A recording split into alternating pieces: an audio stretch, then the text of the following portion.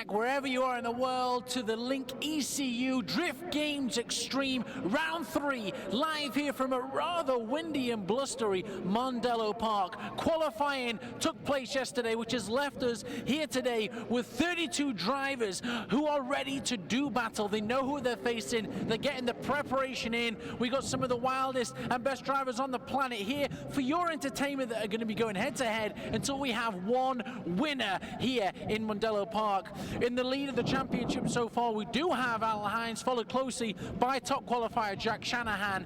Now, before we go into the battles, in case you didn't know, here's a little recap from everything that happened yesterday at qualifying from DGX Round 3.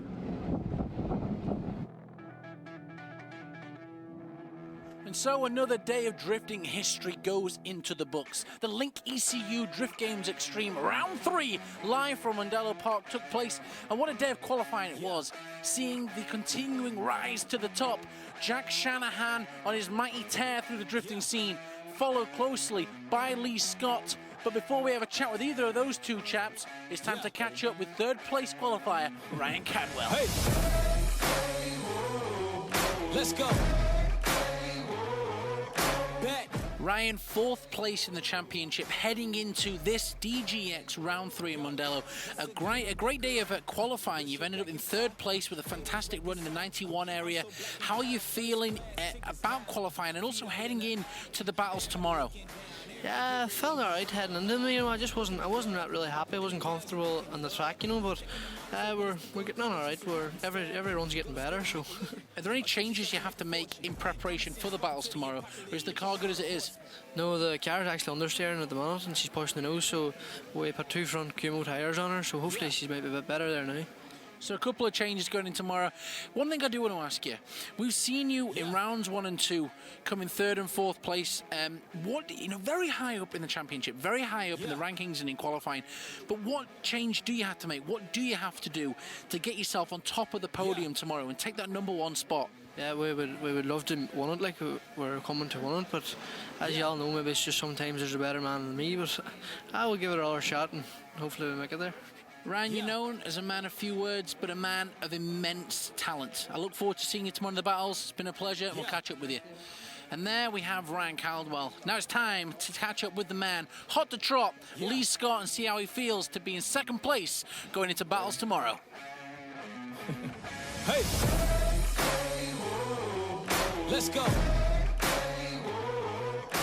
Lee Scott, incredible stuff there in qualifying. Had not a bad first run, but then the second run smashed in with a 92.7. How are you feeling about qualifying? How are you feeling headed into the battles tomorrow? After the first run, well, we were way down the pack, so we thought, right, second run we really need to put it on and put a show on for the fans. So went out, pushed her really a bit harder, made it around the track, all the clipping points. Sort of first run, didn't get many practice runs, the car was giving me a bit of bother, but second run went out, the car was flawless and it worked for us. So team's currently changing the diff for us for tomorrow, as we just weren't really confident in the car, but come tomorrow I think we should be ready for our A game. It was an incredible run. Now, for a split second there, your arch nemesis Ryan Cadwell came in and he was in second place with a 91.7. But that lasted just a couple of seconds. You went straight in. You two are neck and neck this whole championship. You're third and fourth. You're swapping wins at rounds, but you're in second place. It's an incredible place to be, but it wasn't as high as number 1. So my question is, you've got Jack Shanahan at the top of the mountain. What do you have to do tomorrow in battles to make sure that it's you on the top of the podium and not Jack or anybody else? So the car, the way I was driving it, I felt maybe about 80% in it. I'm not fully confident in it. But whenever we change this diff, better ratio suits the track. Will be, I'd say, 95 to 100% tomorrow, and I'm happy enough going in tomorrow. Now, I don't know if you can taste that, but it's a tasting of confidence that's coming straight from Lee Scott here. Lee, I wish you all the best. You're looking happy. You should be. Great work today. Amazing stuff for tomorrow. So we chatted to Ryan Caldwell. We had a chat with Lee Scott, but now it's time to have a chat with the main man, Jack Shanahan, reigning high, the top of qualifying. Jack, you came in the winner on the docks at round 2. You're here at round 3 with a 95.3, smashing to the top of the ranks of qualifying. How are you feeling here today at Mondello Park? Yeah, we're pretty confident after today's qualifying session. Car was running flawlessly all day. We just had to change gearing once and it was pretty sweet. They changed the run up, so the track was a little bit hard to get used to, as the flicking was a little bit different previous times coming over the hill. But we enjoyed it, we had fun, came out on top, so that's all that matters. You're known as a crowd favourite. They love to watch you drive this wild style that you've got. It seems to be working. You're winning rounds, you're topping championships, but you do find yourself just a tad underneath Alan Hines in second place. What do you have to change tomorrow to not only win again, but also make sure you continue to win and take on the championship at the end of the year? Well, we know now that the car is a lot more reliable than what it was at Dunleary. So in Dunleary, I had to call a 5-minute rule, and that was the point difference between me and Alan. So the car is running good. So if I can just keep fighting and get to the top step tomorrow, we won't be a point behind. So we'll be right then. Jack, I can't wait to see what you've got in store tomorrow. The battles are ahead of us. I'm going to leave you to get ready and prepared. Until then, have a good one. And so there you have it, your top 3 qualifiers from DGX Round 3 live here in Mondello Park. Third place, Ryan Caldwell. Just peaking a point ahead of him, it's Lee Scott. But topping qualifying, going into battles tomorrow, is none other than Round 2's winner, Jack Shanahan. With some incredible battles lined up tomorrow, so whether you're joining us online or live here in person, it's not going to be one to miss at the Link ECU Drift Games Extreme Round 3. So there you go. A big thanks to my past self there for giving us the update on what happened yesterday with qualifying. So as you can now see, Jack Shanahan is at the top of the mountain here today. At top of qualifying, followed closely by these 2 drivers just to my left. Lee Scott and adversary Ryan Cadwell. Lee and Scott has pulled an interesting battle. He's going to be going up against one of the Garvey brothers, the man with the iron beard, David Garvey, and it's going to be an interesting battle. Speaking of interesting battles, one that I've got a keen eye on is Luke Barker, who's going up against Sultan Yukon Al-Qasimi in the Aston Martin. It's going to be a tasty battle for sure. But just in case I've jumped the gun and you're still not quite sure just what is going in here today in Mondello Park at DGX Round 3, well, here's just a little taster video that's going to teach you what drifting is all about. Drifting is the fastest growing motorsport in the world and combines the most exhilarating and exciting elements from multiple competitive disciplines to create one heart-stopping show. Drifting is a high-skill, high-powered motorsport that challenges drivers to control a race-built car while it slides sideways at high speed through a marked course. Drivers are judged on execution, style, and speed, rather than on who finishes the course fastest. Drifting takes all the thrilling moments and challenges from traditional motorsports and packs them together into one non-stop competition where drivers must battle head-to-head in order to find a winner. It is incredibly difficult to master, extremely dangerous, and rewards only the most naturally skilled competitors.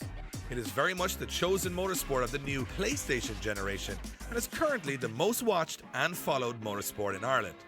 Okay, there's a lot of crazy machines and tons of tire smoke, but how does a competition work? Or how do you find a winner? Well, never fear. We're going to make it really easy for you guys. Link ECU Drift Games Extreme events are split over 2 days. The first allows drivers to practice the course and qualify, while the second is the main event and top 32 head-to-head battles. In qualifying, each driver will make 2 non-consecutive passes of the designated course in an attempt to gain the best grid position in the top 32 the next day.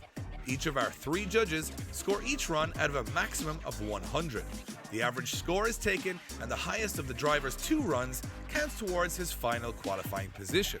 Sounds simple, but drift layouts are anything but. Our judges will explain the layout specific to this event, but there are some key phrases you will need to learn. At the start of each run, a driver must initiate the drift at the start of the scoring zone. This area is surprisingly called the initiation. Drivers must then maintain the drift through a number of clipping points around the course. Clipping points are white boxes painted on the ground, which can be front or rear depending on which part of the car judges want them to hit the zone with. Transitions occur when the driver changes the direction of the drift without straightening up in the middle. This should be done as fast and as fluid as possible to score maximum points. And now the awesome part, wall runs. The perfect wall run should take the paint off the rear bumper but not cause severe damage. Go too heavy into the wall and a driver will be deducted heavily. Speaking of deductions, spinning out or putting 4 wheels off the track will score a 0. while straightening up, slowing down dramatically, or not hitting those clipping zones will result in a bad score. Once qualifying is done, 32 drivers will proceed to the main event and the top 32 battles. And this is where it gets really fun. In battles, drivers take turn at lead and chase before the judges take a majority vote on who should progress. The lead driver is tasked with running the perfect qualifying line, hitting the clipping zones and staying fluid and fast throughout the course. The chase car must mirror the lead car and get as close as possible without making contact. It's risk-reward, but it's insane to watch. The top 32 tournament leads to the top 16 parade. This is where the drivers get to see all the fans close up. Then we turn 16 drivers into one individual winner after the battles are concluded. The top 3 make the podium and the rest have to rethink and come back harder at the next round. So, that's competitive drifting in a nutshell. We know it's not as easy to understand as some other motorsports, but we'll help you guys get up to speed throughout the event. For now, sit back, strap in, and prepare for some insane automotive entertainment at the Link ECU Drift Games Extreme.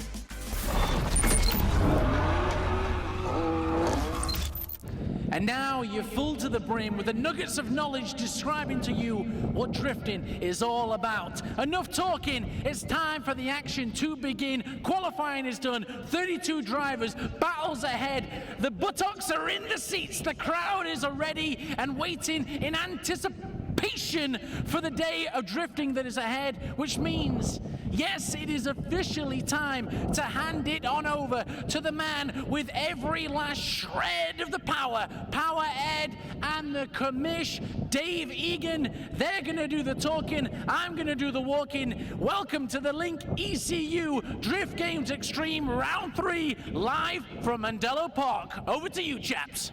Thank you, Nathan, and welcome once again, guys, to an incredible day here at Mondello Park. We just had 60 supercars around the track. We've had the Rallycross Championship this morning. By the time we get to this stage, we're almost exhausted with the amount of action we've seen on track, but it is about to get to the main event of this weekend here at Retromania, which is round 3 of the DGX, and it's a very stacked grid. The championship has never been this close at this stage of the season. 5 drivers very close at the top at the moment. Will they stay there at the end of the weekend? Well, that's going to be decided in the next 2 hours. We are running straight from top 32 to the final today. It is going to be an intense, action-packed weekend. And the thing about it is, Eddie, those drivers know that if you don't get points on the board at this round, you're chasing everything from here on in. Yeah, it really is moving day here at round 3, and you know, at the moment we've been blessed with some dry weather, but it's quite blustery here in Mondello Park, and the radar is looking like, you know, the rain could come in. We don't know just yet, but that could play havoc. Looking ahead to some of the battles here, Dave, and you know what? I've never looked at a top 32 bracket and struggled to pick a winner in so many battles. This one is wide open. Lee Scott and Ryan Caldwell,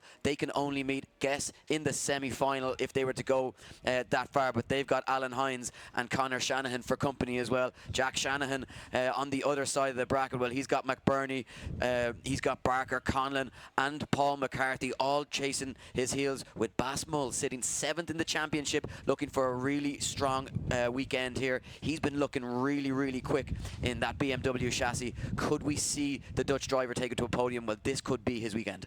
Absolutely, and to find out how they're going to win, we're going to head over to Kevin O'Connell. Kevin, joined by Dan Moorhead and Kieran Hines this weekend, calling the shots and letting us know how they win, how they lose. Kevin, what does this track demand from the chase driver? Yeah, thanks, Dave. So for the chase driver here, it's all about proximity, especially from the initiation point up to clipping point 3, which you can see on the track map there. If the chase driver can get on the lead driver's door from the initiation point up to clipping point 3, they're going to have a severe advantage, especially if they can maintain that proximity for the remainder of the lap as well.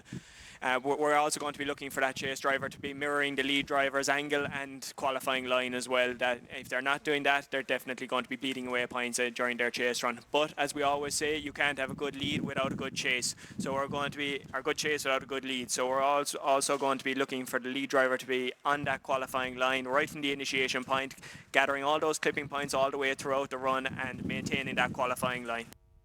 Well, there you have it from the judges' mouths themselves. It's a very windy day here in the tower. We apologise if you guys are hearing a little bit of feedback. That is just because we are in gale force winds up in the tower trying to hold everything together. Sheets going everywhere, but we're just as excited to kick this one off, and we will go to the start line very, very shortly. Just after a few messages from our sponsors, we're back with all the action from the top 32 here at round 3 of the Link ECU DGX.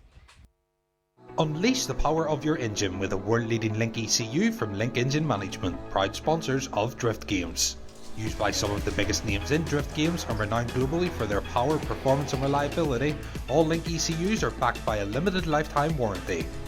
Link Engine Management also stock a wide range of sensors, accessories and software to help you get the most out of your Link ECU. To see our full range of products and to find your nearest dealer, visit our website at linkecu.com.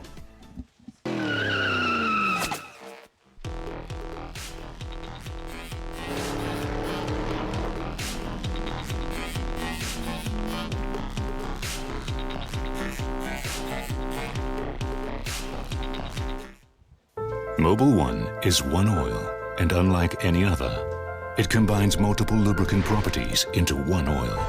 It transforms at the molecular level. In low temperatures, it pumps up quickly to lubricate. In high temperatures, it provides outstanding protection. In harsh conditions, it adapts continuously, keeping your engine running like new. Mobil 1 lets you drive further than ever before. That's your engine evolved. Mobil 1, energy lives here. We are Funk Motorsport, your heat management specialists. Based in the UK, we strive for perfection, developing thermal products trusted by professional race teams and drivers worldwide. Performance, protection, reliability.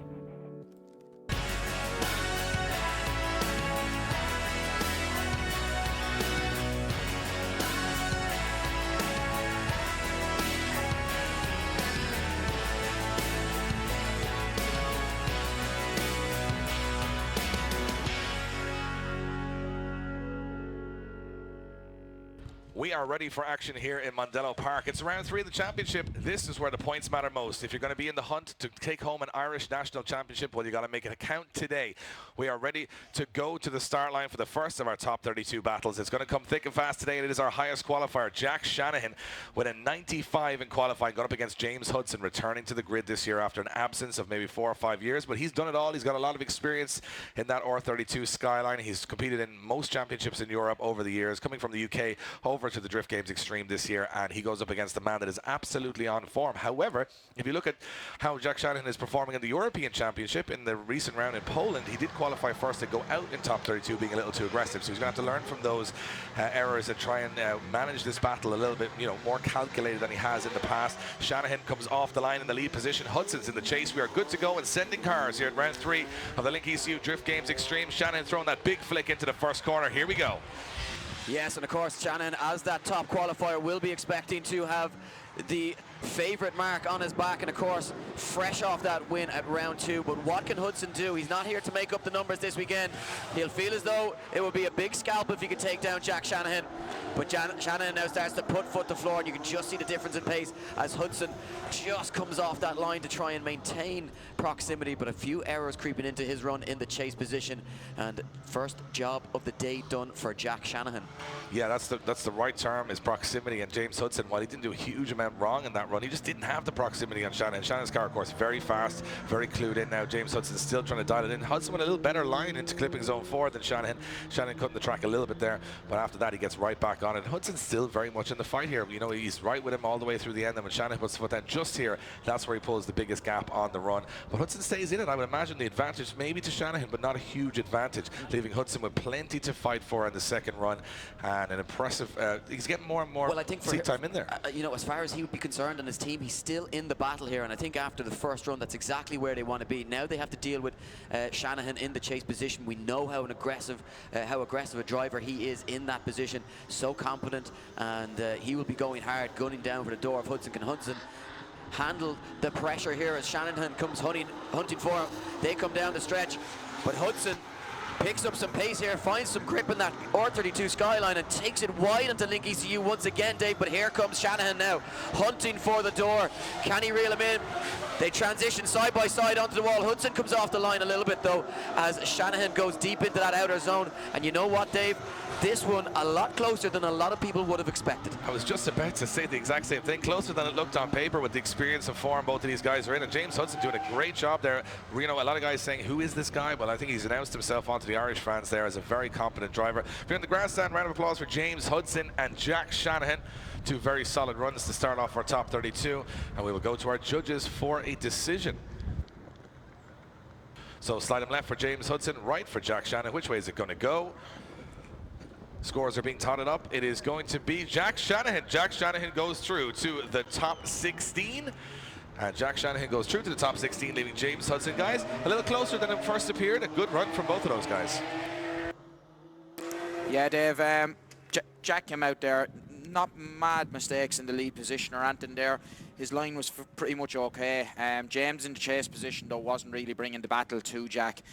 He was running quite a shallow angle, but when he came up in front of us here at clip 7, he kind of ran a very mid-line throughout the final part of the track and just bled any kind of advantage he had away, giving an advantage back to Jack.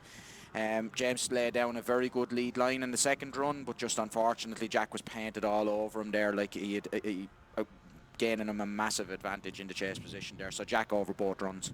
Well, there you have it. And Dan Moran said it himself, painted all over him is what he wanted to say, and that is a very good descriptive way of saying he's very close. Next up, this one, very difficult to decide if you're looking at it on paper. Neil Dunn and Dean Martin. Neil Dunn back with a fresh new look for Mega Spec this weekend in his 1VIA.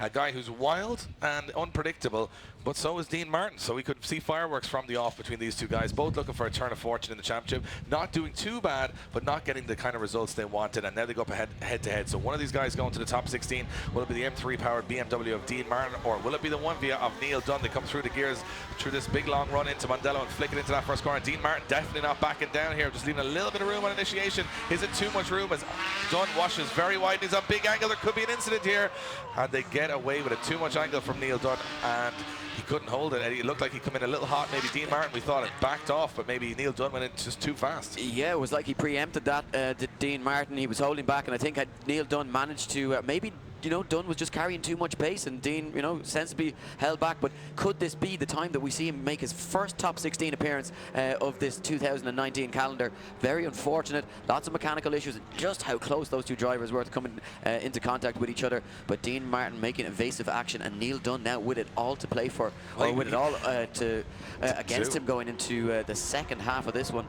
Absolutely. I was just about to say that Dean Martin sort of slow motion drift behind Neil Dunn, going, is he gone? Is he gone? He's gone. And then he kind of could shut it down, but Neil Dunn making the big error there. And it's unfortunate because he's had a very strong qualifying session, looked really good in practice, but again, none of that really matters until you get to the battles here today. And if you get to the battles and you make one error, well, you're going home, and that's the harshness of this sport.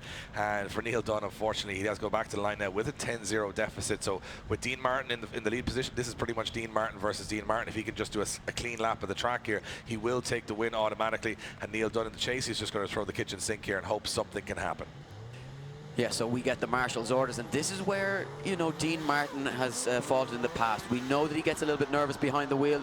It can get to him, but as you say, a clean pass of the circuit here. He will be going through to his first top 16 of the year. What can he do, though? Can Neil Dunn force an error from the chase position? They come into Link ECU. Dean Martin doing the job rightly so far. Oh, Neil Dunn just slips up and loses some ground, and more mistakes creeping into the run as Dean Martin takes it out to the wall nicely. And it looks as though through the final section, Dean Martin could be into his first top 16. Well, that's the way it looks at the moment for me, and it's amazing to think Dean Martin sacrificing practice yesterday completely just to do his qualifying runs because he had prop shaft failure, or it was just about to fail. There was a lot of vibration, so he managed to qualify pretty good just with 2 laps. That's all he drove yesterday, and now another 2 laps today, and he's into the top 16 from my estimations. And Neil Dunn will just have to scratch his head and say, how did I make those mistakes after such a strong practice and qualifying? But I think this is going to be a pretty obvious one from the judges, and they're not going to get them all as easy as this all day. Slide him left for Martin, right for Dunn, and there you have it. Dean Martin goes through to the top 16. Dean Martin getting the win and going through, and judges sigh sometimes a little bit of a sigh of relief when those ones are kind of decided for themselves on track. But Dean Martin, it goes to show you can start the weekend with a lot of bad luck and still get a little bit of luck as you come along, and he'll be delighted moving on to the top 16. Yes, and a man who will be looking to emulate some of that good fortune will be his teammate Sean Watt, who also has never made it into the top 16 so far this campaign, but he's coming up against the Dutchman Bas Mull, who sits 7th in the championship and has looked flawless this weekend. So quick in that E46 BMW, Dave. We just heard some words from the marshals that Bas Mull is not on the line, so he triggers an automatic 5-minute rule at the moment, as Bas Mull having issues with his car at the end of practice. They wasn't too sure if they were going to actually get that car ready, but at the moment he's on the 5-minute clock to get to the start line. runs very similarly in battles as it does in qualifying, simply because you've got to be in the right spot at the right time. That's how the game works. And Basmol at the moment, something up with that car after very, very impressive qualifying. The Dutchman having issues.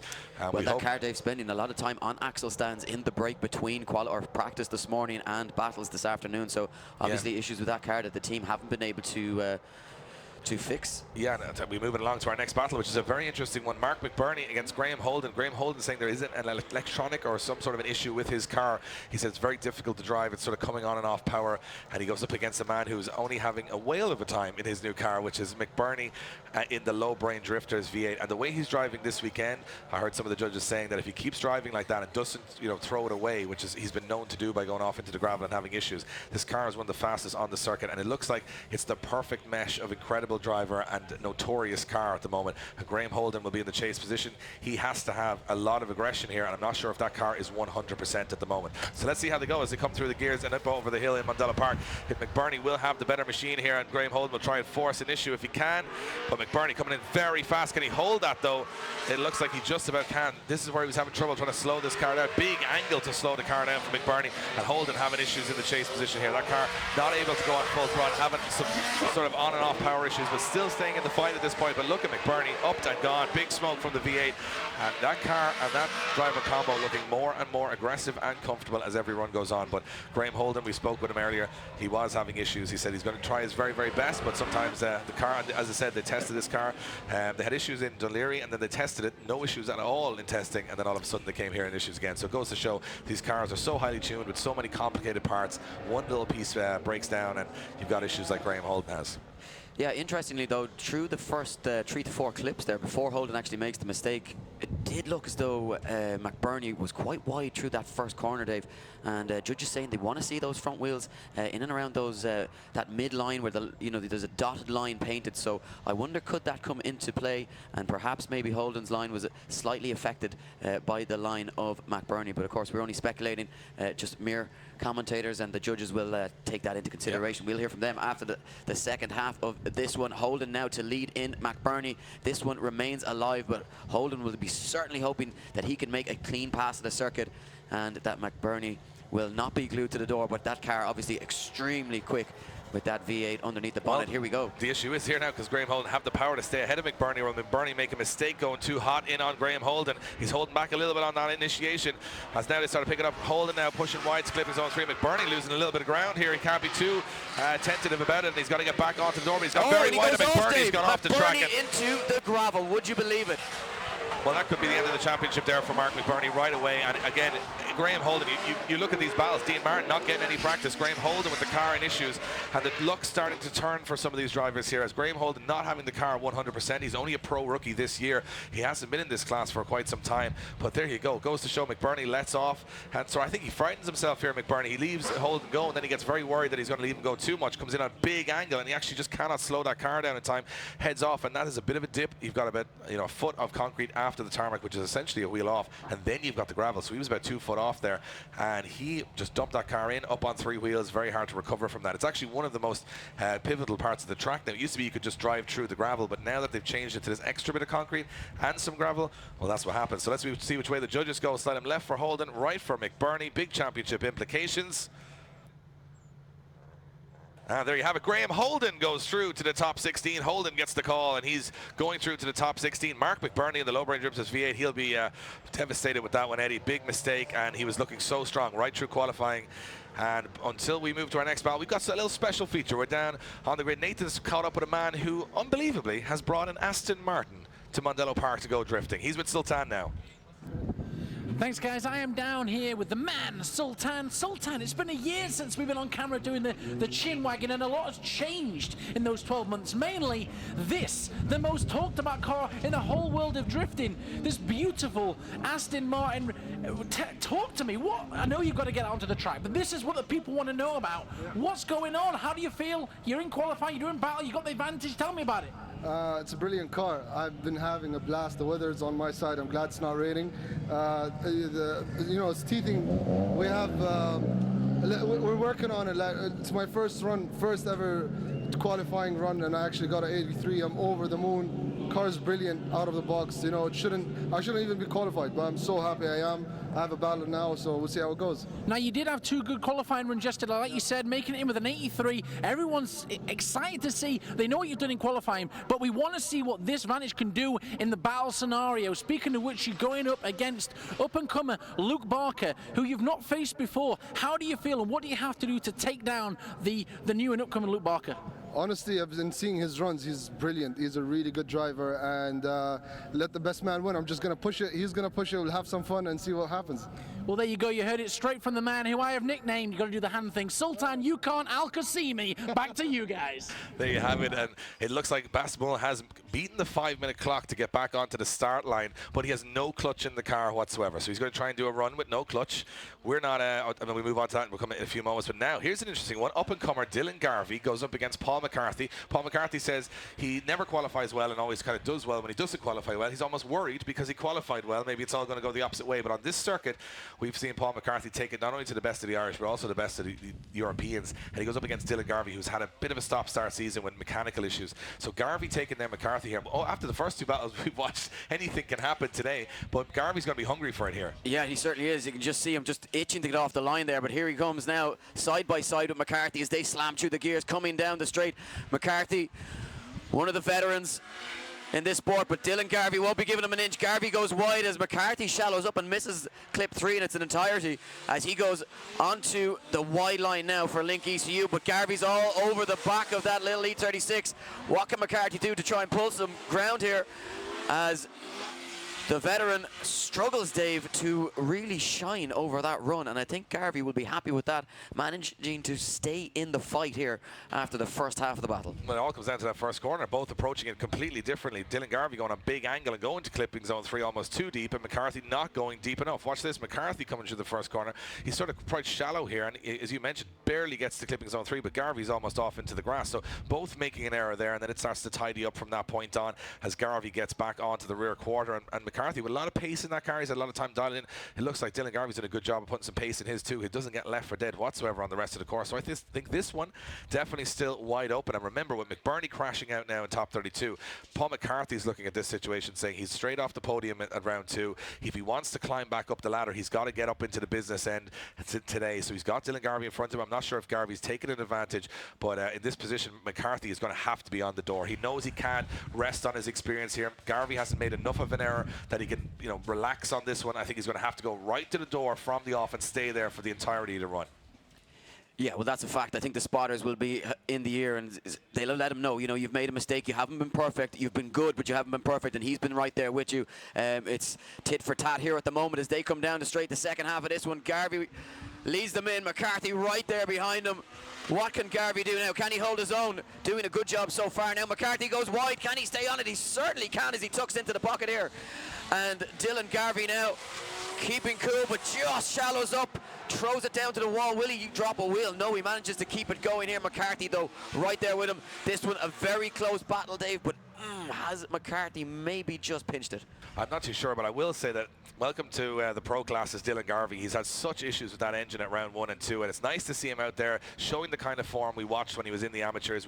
He was the shining star of the last season of the Irish Amateur Drift Championship, and it's nice to see him getting a clean run there against one of the best guys in the game and looking like he's not a fish out of water. So whichever way it goes, I think the underdog Dylan Garvey doing a great job there. I'm not too sure which way the judges are going to go on this one, but both of those guys very, very happy. Handshake from both, and they'll be happy that they're two, relatively clean runs. They've got around the track anyway, and judges requesting a little bit of another look at that one, because this is all going to come down to Dylan Garvey.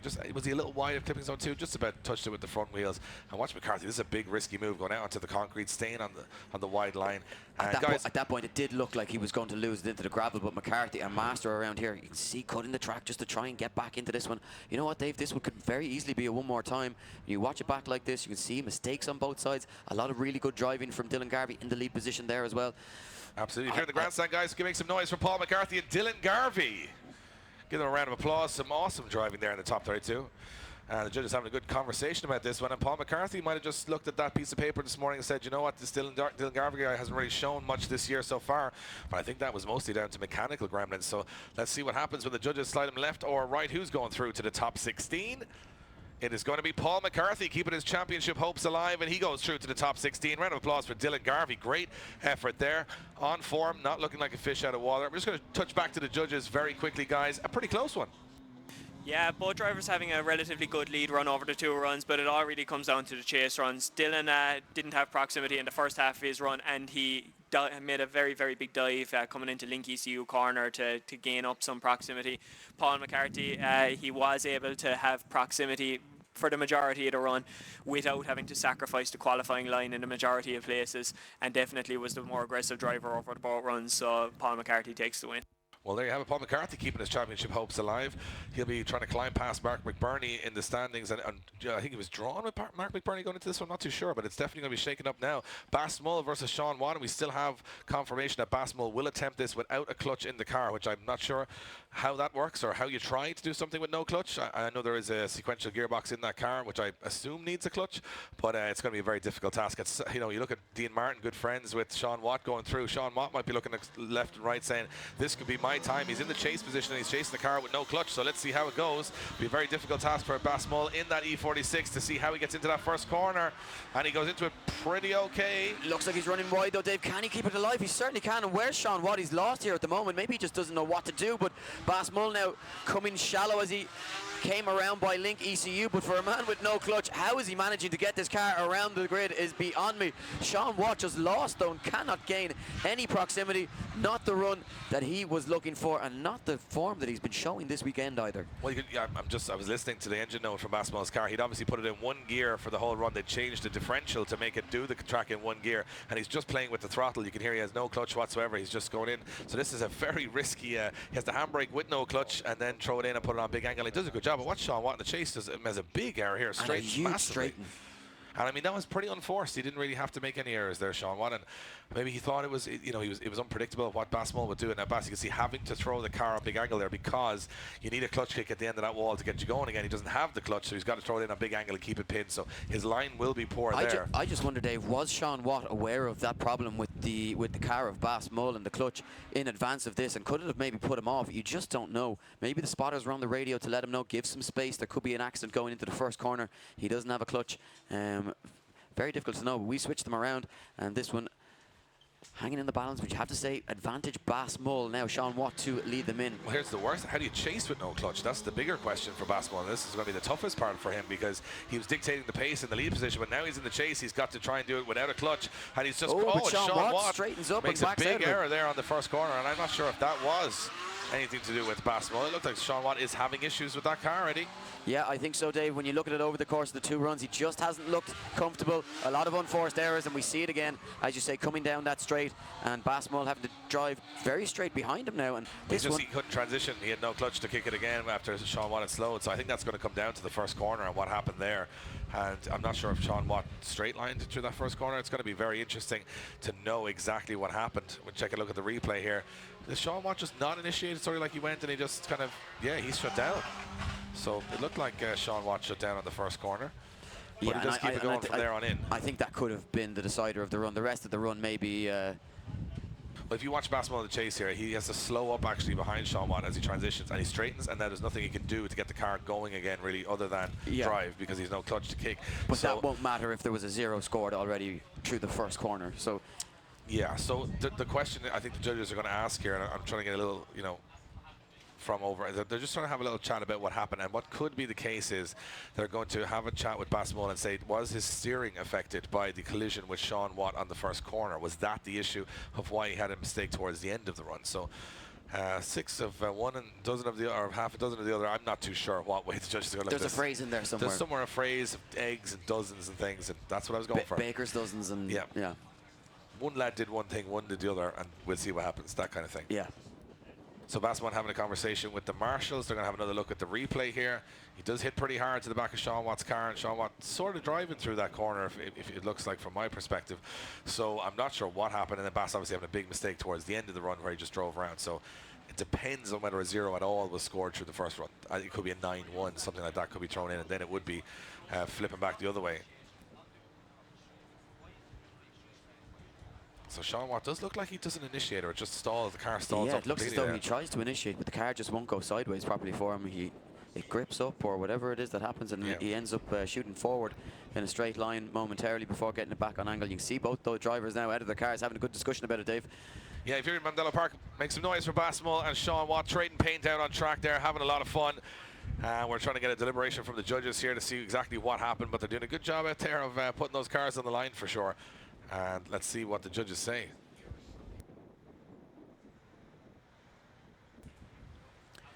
Well, yeah, I think they could be, you know, we spoke about them having a couple of easy decisions early on in this top 32 bracket, but they're going to earn their bread for this one, Dave.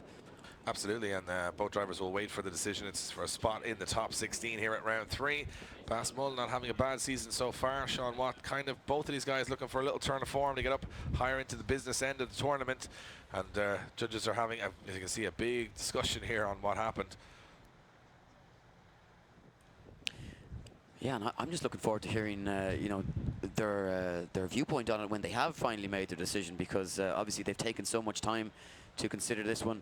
It'd be interesting just to understand the different angles that they were coming at when they decide on which driver is going to be going through to the top 16. And of course, at this stage in the championship, Bassmall sitting inside the top 10. Sean Watt hasn't made it into a top 16. His teammate Dean Martin has made it in for the first time. He's going to be going up against Jack Shanahan, so his problems have only really started this weekend. But Sean Watt would love an opportunity. Graham Looks Holden. like results are in, Eddie. Oh, look at this. Dan Moorhead says one more time. Will Kevin and Kieran follow suit? Oh, sorry, it's a little glitch on our system there. It's all for Sean Watt. Sean Watt gets the call and goes through. And we'll just kick it back to the judges. We were having a little debate about that one ourselves while you guys were deliberating. What way did it call from your side? Yeah, I mean, the reason why we were deliberating was, you know, the contact on the first corner on the second run. At that point, right, we blamed Sean Watt for the contact, because he actually straightened up slightly after clip one, which he's not allowed to do, obviously. And Baz actually makes contact with his front wheel. And all we needed to know was the reason why he straightened up for the last corner due to that contact. But it looks like it's actually transmission failure or some issue with his gear change, and he actually missed the gear. So that was really basically what tied the whole thing up for us. Once that was made clear, then it was obvious that Baz was not scoring a 0 on the second run. So he had a strong advantage after the first one, because Sean Watt made a big error coming into the second corner, but the 10-0 on the second one has given it to Sean. So yeah, 6s and 7s, and then again, both guys completing that first corner, meaning it would have been a massive advantage to Bass, but he couldn't finish the run. And to be honest, I'm surprised he finished either run with no clutch in the car. So brave. Here we go. This is the one we were building up for a little bit. It's an Aston Martin V8 drift car driven by Sultan Al Qasimi from the United Arab Emirates. He goes up against young gun Luke Barker from the UK, who's been dominating when the car is working in the Drift Games National Series this year. Both of these guys, incredibly exciting cars, 2 sports cars, one probably a little bit more expensive than the other, but one guy with a lot more experience in that Sultan, and Luke Barker is definitely not going to back down here. And this is going to be absolute fireworks from the off as the Aston leads in the 350Z into that first corner. And look at this, Sultan Al Qasimi. Got nice end wide to clipping zone 3. Luke Barker now starting to make that big dive as he washes wide. Does he manage to hold it? And he does, David. Looked for all intents and purposes that he was going into the gravel there, but he manages to keep it going. Now, Sultan Al Qasimi takes it down to the wall. No fear in that Aston Martin as Luke Barker washes a little bit wide. And Barker giving it everything to Sultan Al Qasimi. Where I'm sitting, Eddie, there was some big mistakes from Barker there. I mean, if you look at it, he sort of lets Sultan away on the first corner. But look at this through the first corner, and you know, both drivers missing, or sorry, actually, that old box there on the ground from the National Championships. And both drivers doing a good job actually through that first section. But then Barker making that big mistake going into Link ECU. He just has to back off, and then here's another issue. He dives late here, but he actually goes in with way too much pace and has to stall up here, puts a wheel off the track, and he's actually lost pace again. So a little bit of inexperience maybe from Luke Barker trying to get aggressive, but he's doing it at the wrong moments. He's just not got the timing right. That's what that run was all about. You know, he had aggression, but he had to do it at a late stage. He was stalling the car up, and Sultan Al Qasimi was saying to us this morning, this is all bonus time. He didn't expect this car to work at all. So to be in with a shot here and maybe an advantage after the first half of this battle, it is pretty intense, you know, taking a car like that, no testing, there's no one else to talk to in the world that's built one, and try and make it work in the highest end of competition. And what he said is that this car handles just like an S13, incredible, you know, that and a chassis that he might be, you know, familiar with driving in the past and feeling comfortable in. But I mean, just to see this thing go out on track, never mind being thrown up against walls. I mean, he has no fear of doing some damage to the rear end of that car whatsoever, and Well, that's exactly what we want to see. He has said it's built for purpose, and I'll tell you one thing, the front lights on a 350Z and the front lights on an Aston Martin are slightly different in their pricing when you break them, but at this point in time it looks like he may have the advantage. Barker's got to come out with a big lead run here, and he jumps off the line with a lot of pace. Let's see what these cars have down the straight. Barker in the lead position representing the UK, Sultan in the chase representing the UAE, and look at this big aggression from Sultan, but he's washing pretty wide here, and he may have some understeer issues with that car as Barker now starts to pull a big advantage. Oh, but does Barker go off? Barker's dropping a wheel into the ground. It's not pretty from either driver at the moment. Can they tidy it up towards the end here? Tough line now for Al-Qasimi to try and follow as Barker tidies it up through the latter stages of the run, but that one, Dave, as we say, a lot of mistakes on both sides there, and Barker just about avoiding a four-wheel off-circuit zero. Did pretty well, though. I mean, he definitely overcooked the transition. He throws a big entry into that first corner. Sultan has a big wash of understeer. You can see all four wheels almost facing the same direction. And when Barker transitions back, he's on big pace. He puts off right... Yeah, see, that's nearly 2 wheels off the track. That is actually concrete there is off track where Luke Barker is. So he's actually not on the tarmac, he's on the concrete. So, and then he does a nice wall run there, to be fair, after he should be a little bit fearful after a big hit in qualifying with the wall yesterday. They got it all buttoned up, but a much more impressive lead run from Barker. Wildcat on track, which I really like his style. It's just so aggressive everywhere he goes. So judges looking for another replay. Let's see what happens. Sultan definitely gets a lot of understeer in the chase position, loses a lot of ground. He manages to keep this car on angle, but look how offline he is through a large section of the circuit. Is the mistake by Barker enough? And look, more dropped wheels here from Al-Qasimi, but is the mistake from Barker enough to bring back the disadvantage that Al-Qasimi had from being so far offline through those first two sections? Maybe Al-Qasimi taking an advantage on his lead run, Barker maybe taking a small advantage on his lead run. I'm not sure which way the judges are going to go on this. So they're going to have a little conversation. Not an easy one to judge, Eddie, because there's a lot of mistakes there, and you're kind of weighing up which was the bigger mistake. Understeer, dropping wheels off the track. Barker had 2 or 3 errors in his chase position as well. Not a lot of proximity. So I don't know. The good thing is, though, we're seeing this level of machinery in an Irish National Championship. It's sitting there in front of you, a 2JZ super-powered 350Z sitting beside a LSA twin-turbo Aston Martin. That is the real-life scenario now in Irish drifting. We used to have 325 Beamers and S13s, and this is what's sitting in front of us. And it is incredible to see, the purists might not like it, but from our perspective, pushing the boundaries of what drifting can be instead of just doing the same thing over and over again. Look, these guys are pushing it. It's the evolution of the sport, and you can't. The sport can't progress if you stay with the same, tried and tested chassis throughout. It does become boring. Obviously, nice to see some of the old school chassis and some cars from where it all started, but there's only so many shells of an AE86 or an S13 out there, and eventually the sport has to move on. And I, for one, like to see a little bit of diversity on the grid, and that's exactly what we're starting to see. Yeah, well, I mean, if you're driving an S13 or 14 or any S chassis, I mean, it's plug and play. Every part is available for it. You can build a car very similarly to anything that's out there already.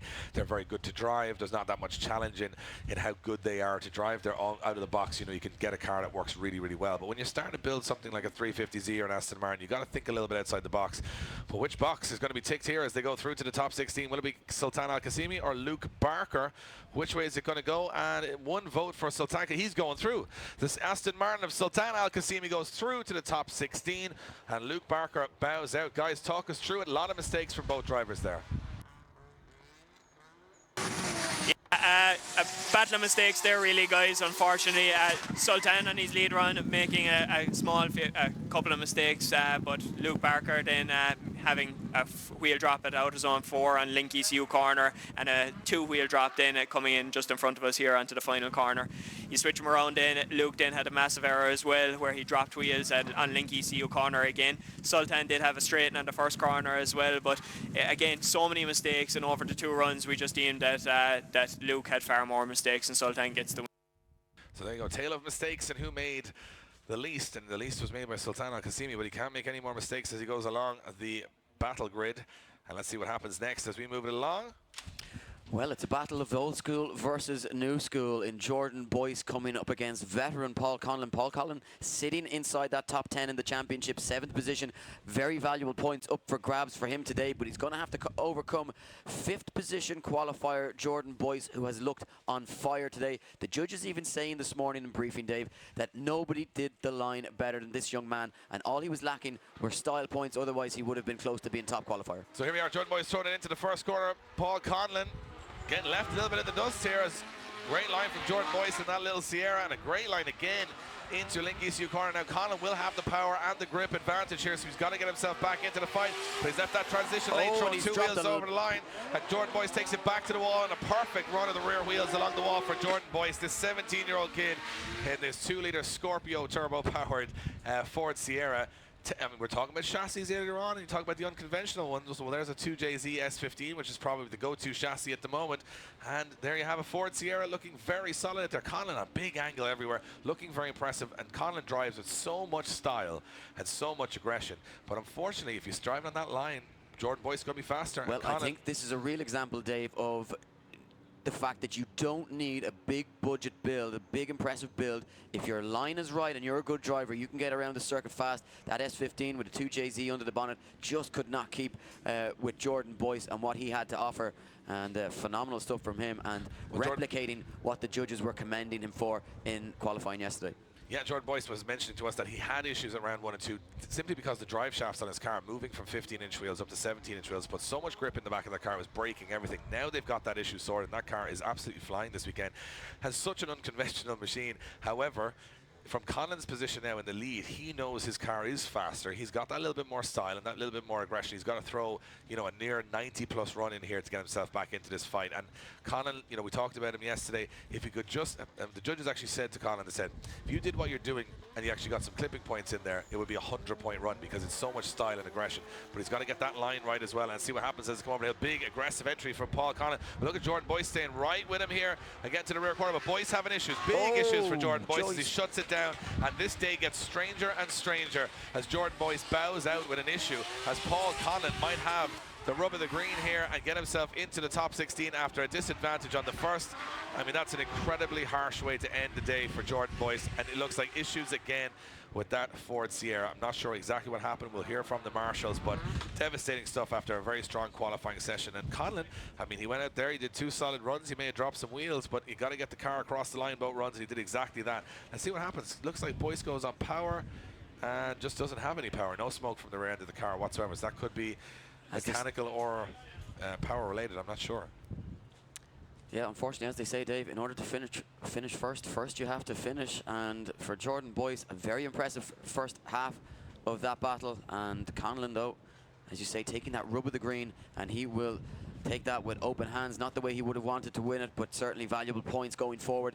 Moving on to that top 16, we await to make that official from the judges, but it certainly looks as though that's the way it is going to be. Well, let's see what happens here as Paul Conlon and Jordan Boyce await the decision. I think it's going to be an obvious one. It's Paul Conlon going through to the top 16. Paul Conlon gets the win and goes through. And you can see Conlon didn't even pay attention to the decision. He was too busy talking to Jordan Boyce, and Jordan Boyce will be devastated. Guys, if you're around Mondello Park today, give a round of applause to Jordan Boyce, unfortunately exiting the competition with some failure on the back end of the car. Give him a round of applause. Young kid, 17 years of age, not the way he wanted to exit the competition. And Paul Conlon, who's driving off with his helmet on the car, I've just realized that as well. And he's just dropped his helmet and hands device on the ground. That's an expensive mistake. That's an expensive mistake. An airbrushed helmet there just flying off the roof of the car. And that's the excitement. Thankfully his head wasn't in it at the time. Yeah, so his head wasn't in the helmet, so it's fine. And that's just testing the rigidity of the helmet, I think.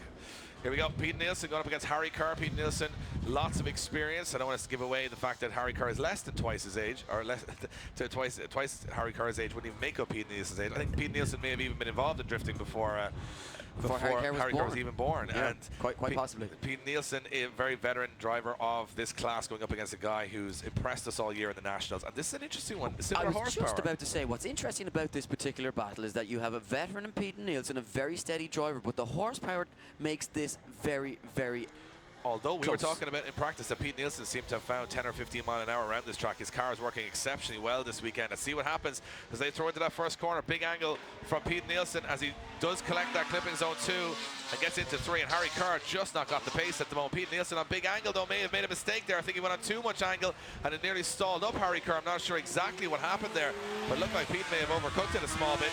And Harry Kerr had to back out of it, or was it just an unforced error? We'll be able to check that out later, but Pete Nielsen definitely looks like he has the stronger finish.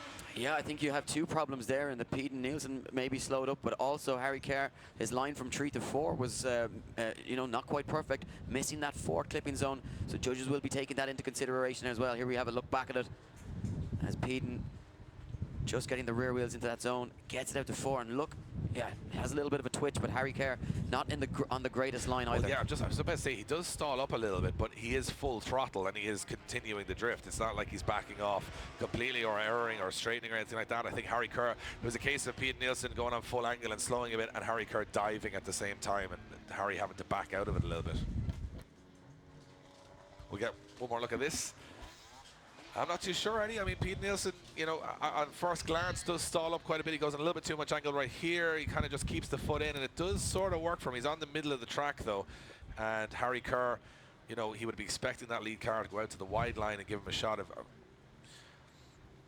So maybe there was a little bit of contact between both cars. I'm not too sure. Well, it was a topic that was hotly discussed this morning in the driver's briefing, was dialing on too much angle to slow down the car, and if it was causing a problem then for the chase driver. So getting a look at an alternate angle here just to see if we can get a better idea as to what's going on here. Pete Nielsen does look like he slows there's contact. There's yeah, contact between both cars. Didn't notice that from the first look, but contact between Pete Nielsen, and of course Pete Nielsen would have watched it because he could see it through the door of his car. He would have been able to see Harry Kerr's car coming straight at him through the door of his own car. If you're new to Irish drifting, Pete Nielsen's car running see-through doors and a see-through roof. Why? We don't know. It's just a cool thing to do. I would imagine it's quite frightening when you're on track, being able to look out at all those cars getting close to you, but it is a novel idea. Let's see how they get on the second half of this one. Marshall saying we'll run them as they are, and decided at the end. And our start line marshal, Keane Droney, casual man, just back from Ibiza last week, so he said he's running on about 4 cylinders this weekend of a 6 cylinders.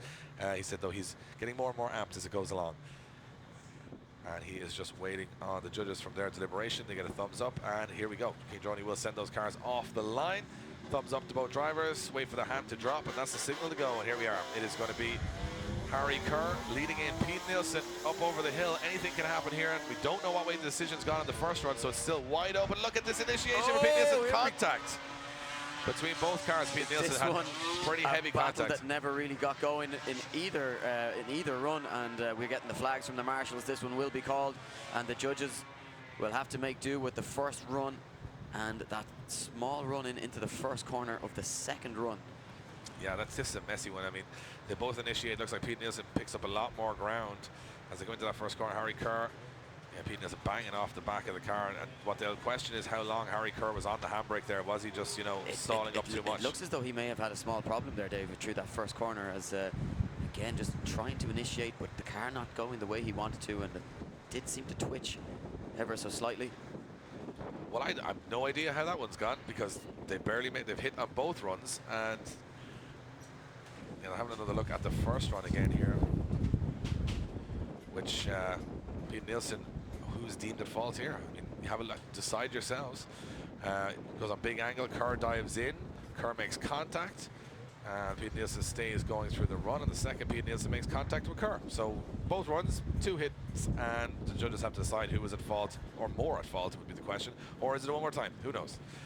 It's been, they had some easy ones, and then they're getting some tough ones, Eddie. Yeah, it's been a few tough ones in a row here now, and it's really put a halt to our proceedings as they try and deliberate and determine who's at fault for a lot of these errors, because it's just not clear-cut. And as I just got attacked by a folder. Yeah. In the tower, Eddie Power just got hit by a folder at 85 miles an hour in the face, and I'm really hoping we have a replay from the tower. Would be even more entertaining, because Eddie just got hit in the face with a folder, which is quite incredible. So it's dangerous up here as well as it is down on the track, just letting you people know. We had a gust of wind there that made almost a flying debris. But I'm okay. It's like that film, remember the film Twister? Yes. Feels a little bit like that up here. like the film Twister. There's just Or paper I'm not going sure if everywhere. you've seen it, The Happening. That was another strange one. Yeah, well, that definitely happened. So the great thing is, Eddie, what I like about that folder flying is that it didn't hit me and it hit you.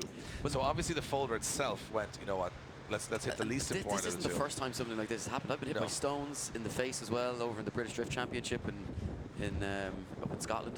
So that's stones you got hit by a folder. You need to start wearing a helmet to commentary now, Eddie. You need to wear a hands device and a helmet to be up here the next time. That's what's going to happen. You know what? If I'd had my race suit on, I wouldn't have even felt it. Yep. You need armor. We need a perspex window in front of us to protect us, like a Pope mobile. So we wait. The judges are having a good deliberation over this one between Harry Kerr and Pete Nielsen. Let's see exactly which way it goes. I have no idea on this one. You know what? Sometimes what happens when they take this long to deliberate over it, it results in a one more time. But I just don't know this time around. I think there may be enough here to decide on a winner. You see, what you have here, Dave, is two drivers offline, and the result being contact and very unclear as to who is at fault.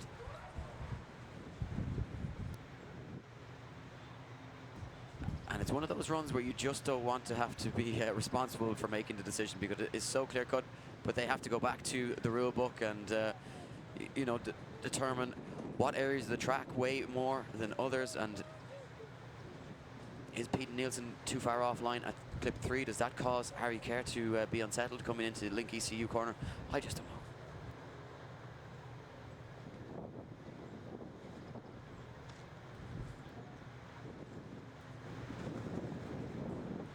So our judges maybe putting in some scores now. Yeah, there was a lot of deliberation there. I think that took longer than Brexit to sort out. And we'll see if we have a decision made or we've got to go to another referendum over Pete Nielsen and Harry Kerr. Which way is it going to go? Lots of contact, lots of problems. Eddie got hit with a folder. It's all been happening here in Mondello Park. And let's see which way the judges go. Will it be Pete Nielsen? Will it be Harry Kerr? Looks like the scores are dropping in.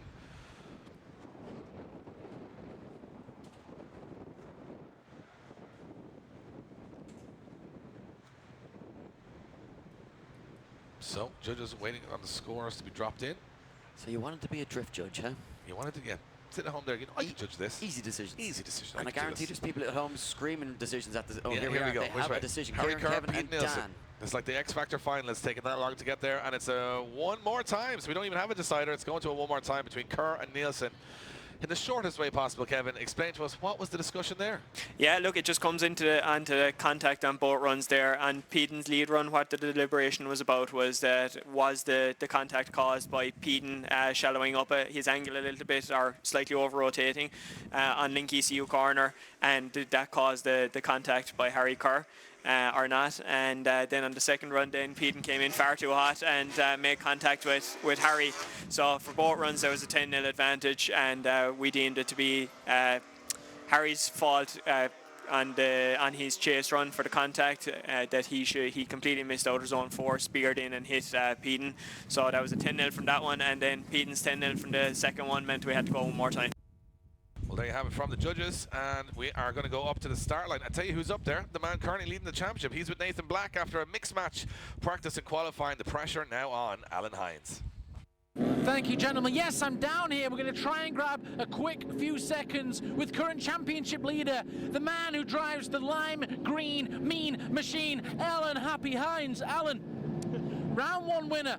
Top of the championship, but only by a point. Qualified yesterday with, I believe, an 83, find yourself in 85, find yourself in 7th position in qualifying. How do you feel heading into battle against Kieran Casey? Yeah, look, I'm excited for this one.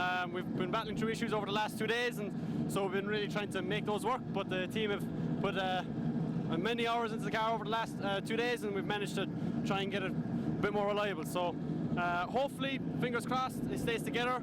Really enjoyed driving with Kieran. We battled my first time back in Pro-Am 2 years ago, and we had a blast. It was a bit of a muddy expedition, but you know what? I'm here to have a bit of fun. Whatever happens today doesn't really matter. Now, I know it's about fun. I know it's about getting here and going up against your adversaries and your foes, but I do know that deep side you really want to win. Do you feel like there's a target on your back? Tomas Falvey looks like he's plotting the disappearance of Alan Hines over there in the crew. Do you feel like there's a target on your back, being the championship leader? I think Tomas was trying to adopt me as a kid at one stage. Look, There's no room in the Hilton Hotel on Wheels for any more people, I don't think. yeah, that's how I was looking at it too. You know, I didn't think that was going to work. You know, well, no, look, at the end of the day, you have to just think ahead. You're trying to stay ahead. It's probably not the ideal position for me because I like to kind of, you know, work up, be the underdog, and there's always a bit of pressure that way. But at the end of the day, I have a job to do, and that is trying to do the best that I can, and that's all I can do. And I know I've been kind of giving a bit of hope to Jack, but I'm hoping to kind of end that for him as well. I like it. Now, last thing I want to ask you is, round 1, winner. Round 2, face the giant killer Paul McCarthy, wasn't to be. What do you have to do to change things back to round 1 scenario today? And are you going to win and stand on the top of the podium here today in Mondello Park? Well, the plan is to always win and stand on top of the podium. But you know what? Whatever comes, we'll take it, and we'll just keep pushing 110%. And whatever we get, we'll take it. There you go, straight from the man's mouth. Good luck to you, Alan. Happy hands. Back to you, chaps. Thanks, Nathan. We're back on the line, and here we go again. It's Pete Nielsen and Harry Kerr. Can either of these drivers make one lap of the circuit without crashing into each other? Well, we're about to find out next as Pete Nielsen and Harry Kerr. We didn't see the best of both of these guys in the first battle, Eddie. Let's hope we can get a better run this time. No, Pete, certainly not what we were expecting, but here we go. Will it be a cleaner affair this time around? Pete Nielsen to lead them in for the one more time battle. Harry Kerr looking to tuck in to the pocket right there with Pete Nielsen, who comes a little shallow of clipping point 3, but now gets back into it. Harry Kerr takes a midline through that corner, but he's maintaining that proximity. Much tidier from both drivers this time around. Pete down onto the wall, starts to pull the gap. Can Harry Kerr find anything through the final sections as they get across the line? Ladies and gentlemen, a round of applause for Pete Nielsen and Harry Kerr finally doing what's been asked of them and getting around the circuit. Always good to get around the circuit, Eddie. Always a big advantage in the battle. I'll tell you what, Pete Nielsen, when that car is hooked up, and I know he made an error in his lead the last time, he's found some pace here between round 2 and round 3. You can just see about here when they both transition, Pete Nielsen has that extra bit of pace and grip to just get back on that line. As they pull out of Link ECU, this is where Harry Kerr, maybe just that lack of horsepower, starts to push that gap, gets to 2 car lengths, maybe to 3 car lengths, and that's a big difference maker. And Pete Nielsen, we watched him in practice against cars with twice his horsepower. He seemed to be the man to catch, so I'm not sure what they've done. I know he's got a great team behind him, but it looks like he's whatever he's found in that car this weekend is working really well for him.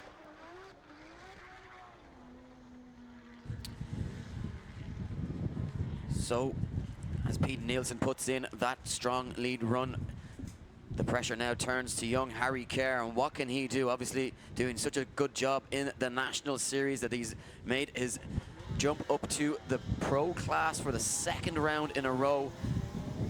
But he's got the pressure on with the veteran chomping at the bit here to try and get himself into the top 16. Here comes Harry Kerr. Pete Nielsen right beside him. Pete dives offline, but again, sacrificing that line. They almost come together. But the experience of Pete Nielsen showing there as he avoids contact now. Harry Kerr getting very wide contact as they go offline. Did Harry Kerr go a little bit too wide there, Dave? I think it may have been the opposite. I think Pete Nielsen went too aggressive. He got caught on the inside of the track. Pete just about got away with the transition on the first half of the course. I was just about to say it's one of the best transitions I've watched in a while. He was very brave there. But I wondered, did he stay too long on the door as they came out of Link ECU corner and almost ended up with no space to transition? That's what's going to be the question asked from the judges. And I think these guys have crashed 3 times in 4 runs. You got to give it to them. They're giving a hell of a show for the fans here today, guys. Round of applause for Harry Kerr and Pete Nielsen trading paint, bumpers and doors out on the track trying to get to the top 16. Excellent stuff from both of these guys. A decision gets locked in from the judges. Who is it going to be? It is going to be the youngster Harry Kerr going through to the top 16. Kerr gets the call. Pete Nielsen ends up with a pretty broken front end of the car. Guys, was it just Pete staying on the door too long and getting himself caught? Yeah, I'm afraid Pete just completely impeded Harry's line there. Didn't allow him enough room to transition there. He knew Harry was going to be changing back in that spot in the track. Unfortunately, Pete got himself caught out there and just 10-0. So there you go, a little bit of inexperience from the more experienced driver. So it shows that everything, Eddie, we talked about before this top 32 means absolutely nothing. It's a complete random mix now. Everyone's going out there, and I think with a lot of tentativeness now because the big names are falling. And will it be Lee Scott, another big name lining up? He's in the championship hunt. So David Garvey could be the man to upset his championship. And Garvey going very well on this track in his 600 horsepower PS13. He goes up against Scott. And for me, Scott not looking as comfortable in practice and qualifying as he has in the first 2 rounds. So pressure on, but then once the battle starts, anything can change. You know, you say that, he did manage to qualify in 2nd position, sits in 3rd position in the championship, but let's turn it back to round 2 where David Garvey made a huge charge through the field, and he'll be looking to try and replicate some of that here this weekend. Can he take down one of the championship mainstays in Lee Scott? Well, we are about to find out. Look at the jump that David Garvey gets off the line here. Now, will he tuck in behind? He certainly does, as Scott comes forward side by side into formation through the first corner. And again, neither driver managing to take the same line as they come to clip 3. Lee Scott now pulls the advantage as Garvey comes hunting for it. Scott down onto the wall, and again, just Garvey gets caught in the smoke. A little bit offline, but keeps it on the track.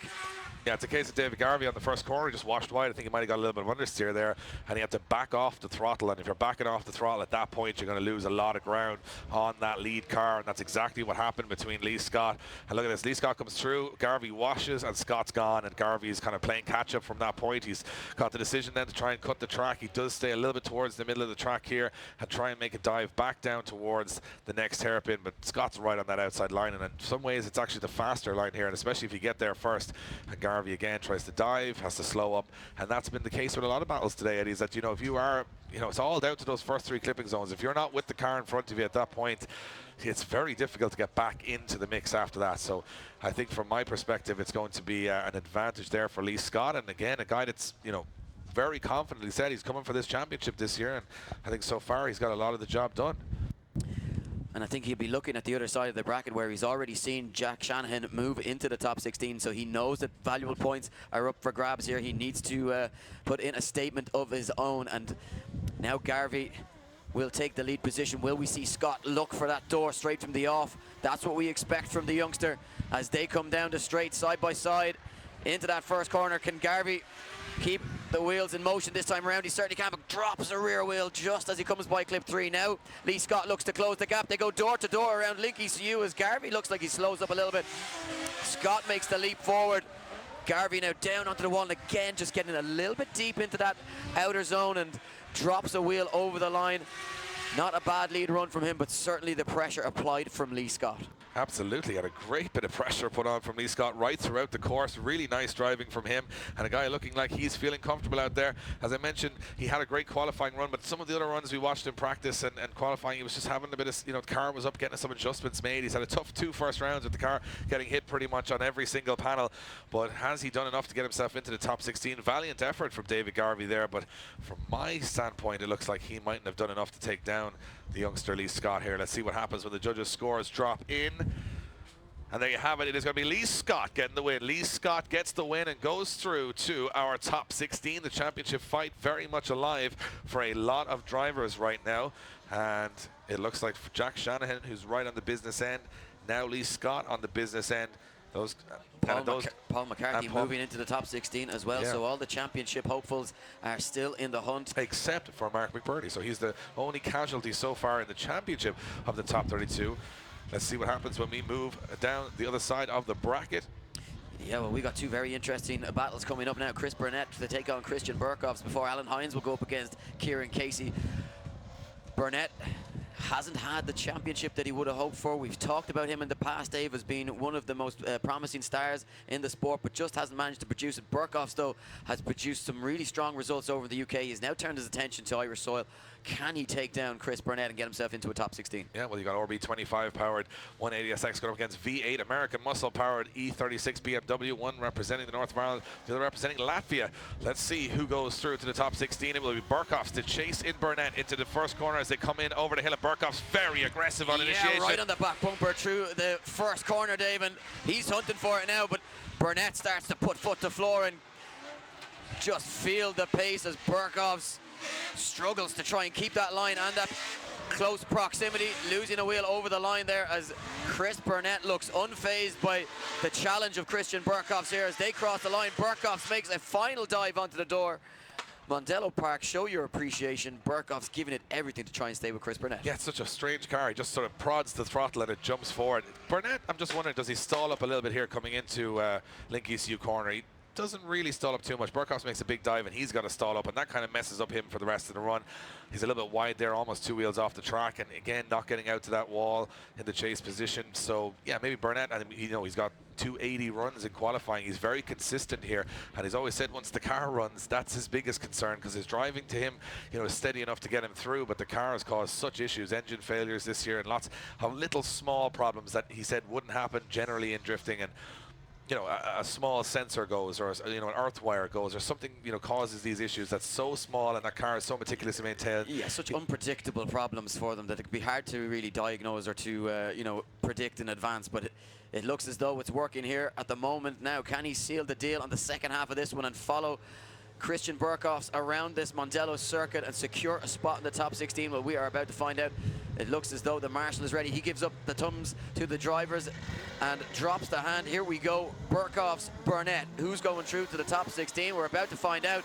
The second half of this one, they're slamming through the gears, coming down the main straight here in Mondello Park and firing through that first corner. Can they keep it wide out to that third zone? No, both drivers missing it, but they throw it now into Link ECU side by side and into formation. Chris Burnett jumps down into the pocket. Oh, both drivers dropping a couple of wheels offline before taking it down onto the wall. A little bit of a scrappy affair this time around, but Burkhoff's getting it across the line, and Burnett right beside him as they finish it up over the 2 runs. Well, there you have it. To be honest with you, from Chris Burnett's perspective, he was the more aggressive over the 2 runs, but he sort of left the transition very late, and what happened was he actually ended up dropping a wheel into the grass. It slowed him a little bit, so he couldn't keep that proximity. I'm not sure if it's enough to deduct him a massive amount of points, but from my perspective, it is a very, very competitive affair from 2 guys that would never have met before in competition, and here they are in round 3 of the Link ECU Drift Games Extreme, going head-to-head. Look at this dive from Burnett right in onto the door. That's exactly where he wanted to do, as you would say, Eddie, in the pocket, but he stays too deep in it. Watch, he has to go back out, drops a little bit off the track, and it slows him a little bit there, and he just can't keep that proximity, while Burkhoff's lead run gets better from there. So judges will have a pretty tough choice here on this one. Yeah, I think so much at that point is reliant on the lead driver's line as they exit Link ECU as to whether or not the chase driver is going to get stuck, and sometimes the more sensible maneuver is just to back off and allow them that space to do their transition. Judges' scores look as though they are in. Kieran, Kevin and Dan. Christian Burkhoff's or Chris Burnett. It looks as though all 3 judges in favor of Chris Burnett, who moves on to the top 16. Good job from Chris Burnett there. We're going to go quickly back to you, Kevin. Talk us through it. Very close one there.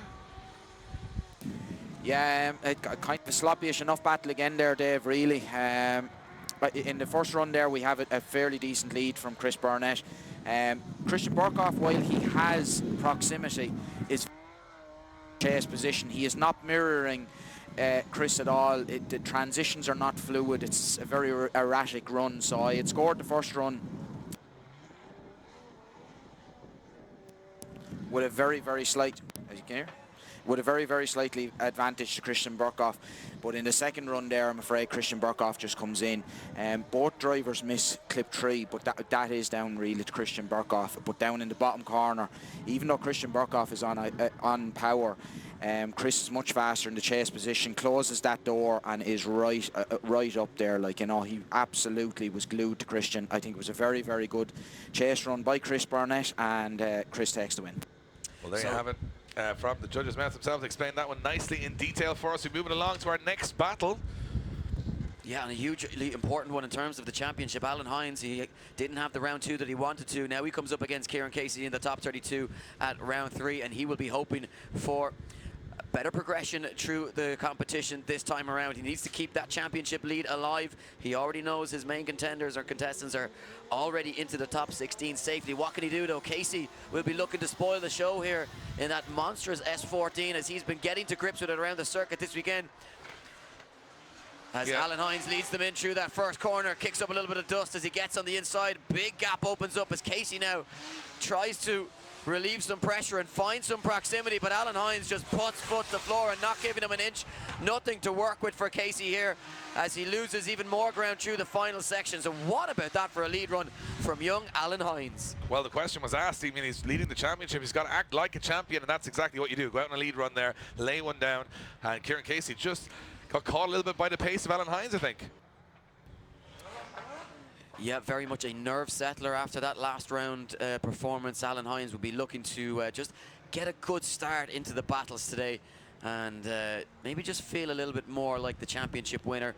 Obviously had a very good start to the season, but Yeah, things can change very quickly at this level. A very important thing to mention as well for Alan Hines' sake here is that he has lightened that car a dramatic amount between round 2 and round 3. So that car is getting faster and faster as the season goes on.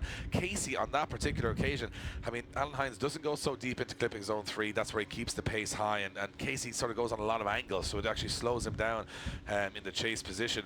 But when they switch him around, Alan Hines now has to prove if he's got what it takes. He's got to go to the door of Kieran Casey's car, and that car is 920 horsepower. Kieran Casey's the highest horsepower car on the grid. So he's going to hope to use all of that to get away from Alan Hines and put some grip to ground.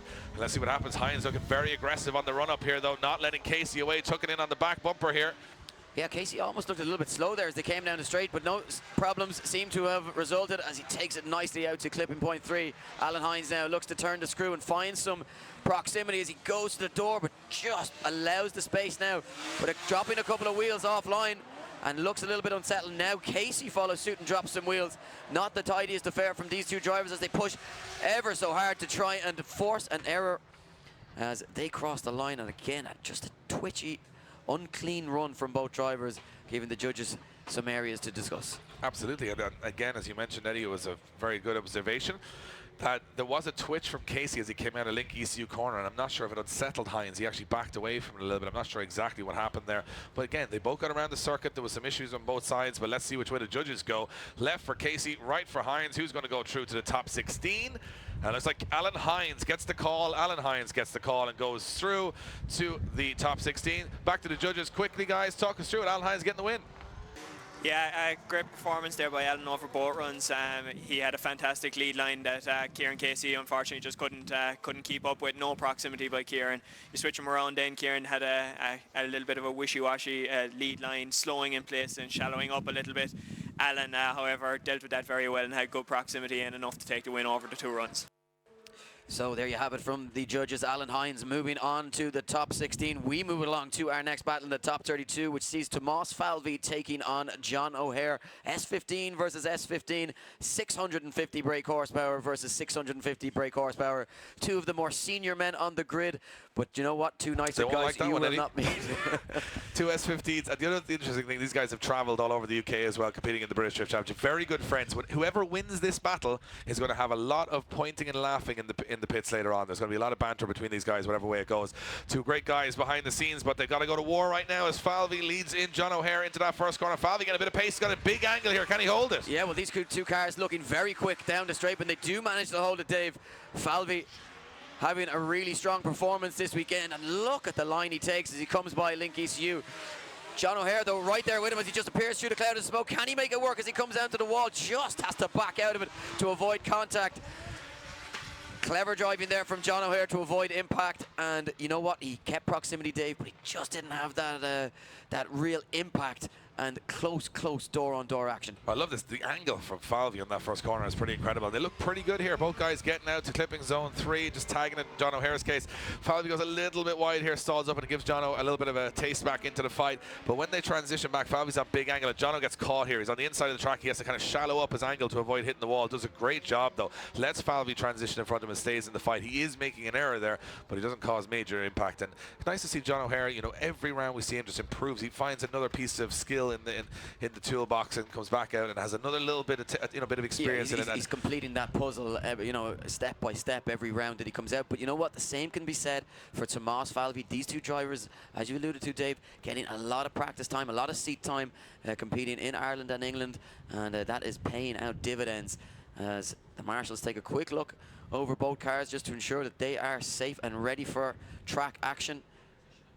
And we will now get underway with the second half of this one. It will be John O'Hare to lead in Tomas Falvey. Falvey having a very impressive 10th position in qualifying yesterday. Jono a little bit further down the order, but he can come alive in the battles, and this one's certainly hanging in the balance. No real mistakes from the two drivers over the first run. Here we go. Second one. Falvey to chase in John O'Hare side by side, Dave, as they come through that first corner. And these two guys we mentioned in the first run, but Falvey washes wide. Can he stay on? Loses the rear bumper, just about hangs on to the tarmac. as John O'Hare puts in the lead run of his life, throws it down onto the wall, and now starts to open up against a gap on Falvey, who comes hunting for it through the final sections as they cross the line. Two guys giving it their all. Absolutely, and Falvey said to me yesterday, he said, I'm sick of being the nice guy on the grid, so he's come out and been much more aggressive this weekend, and he's got the battle scars to prove it now. But I have to commend both John O'Hare and Tomás Falvey. It's probably one of the best battles we've had today so far. Both guys upping their game dramatically over the last couple of rounds, and a very tight one again for the judges to come up with a winner. Let's see which way it does go. Slide him left for John O'Hare, right for Tomás Falvey. Who's going to the top 16? It's going to be Tomás Falvey getting the win. Tomás Falvey gets the win and goes through to the top 16. No more Mr. Nice Guy. He is going through to the main event. Guys, quickly to the judges. Great battle from these two guys. Yeah, good lead run there. By the first run, Thomas, a good lead run. Donna makes a little bit of mistake. Just coming past us in front of us here, the transition, and has to save it from going into the wall. So Tomás takes an advantage out. The first one, second one there, John Joe in the lead. He has very little angle going around the second corner. And Tomás has good proximity for that run. So Tomás takes advantage in the second run as well. So Tomás over both runs. There you have it, Tomás Falvey going through to the top 16. Who's up next? Well, we've got Ryan Caldwell going up against Chris Doyle. Ryan Caldwell sitting in very, top 5 in the championship. Another big contender this year. He's not out of reach for winning his first ever pro championship. He goes up against Chris Doyle, who's been suffering, different mechanical issues with this car. Very small and strange ones over the last 3 rounds. He hasn't, had that seat time behind the wheel, and he goes up against a car with a little bit more horsepower than him, and Caldwell looking like he's on top form. Caldwell goes in as the favorite. I think Doyle goes in as the underdog, but anything can happen, and we watched it right through the top 32. Anything can happen. Look at Doyle coming off the line like an absolute rocket here. Yeah, but a big straight line from Doyle, and I think that could be it. And we were alluding to problems, mechanical difficulties that he's having with this car, with the rear brakes just sticking on, and unfortunately for him, coming up against Ryan Caldwell, who is having no such problems, sending up the smoke signal and just putting in that strong lead run. Unfortunately for Chris Doyle, I do feel as though that would more than likely be a 10-0 disadvantage going into the second half of this one. Just couldn't get that car drifting through the first section of the circuit as we take a look at the replay of this one. Yeah, it looked like Chris Doyle just didn't initiate whatsoever. There was no locking from the rear end of the car at all. Maybe a handbrake failure. They were having issues with the brakes on that car last night. There was some strange issue. They were changing cylinders, changing brake calipers, and I'm not sure they've rectified those problems. And no such issues for Ryan Caldwell, as he absolutely dominates the circuit, as he's doing right from the off this weekend. He's looking like one of the favourites, Eddie, and I would not like to be going up against him on the form he's in at the moment. Well, I think the only question that remains with Ryan Caldwell is when and not if he's going to win his first round of the DGX, and certainly I think this man is just waiting for that win to really rise onto the scene as the one of the up and coming stars, and really just step up and make a proper name for himself, and be considered one of the drivers of the future of this sport. You're not going to be considered in the same conversation as the likes of Jack Shanahan or Dwayne McKeever, James Dean, until you've won a round at this competition. And he will be looking to do that this weekend if he can. He's got a 10-0 advantage here, but the problem is if Chris Doyle cannot initiate into that first corner, Caldwell will have to hold back here and see what happens, because there could be issues on initiation between both of these guys, and that's the problem. When you're in your own lead run, that's fine, but when you've got to adapt to another car that may be having some issues, that's tough to do. Well, I think he can afford to hang back here through that first section, and have the confidence that he'll pick up the gap throughout the circuit if, of course, Chris Doyle can get through that first corner. We saw that's where he had the problem on the first attempt, but Caldwell leaving nothing to chance here as he goes nice and close, loses some ground here, but Chris Doyle just absolutely obliterated the cone, going off circuit. Can he stay on the tarmac here as they come into Link ECU?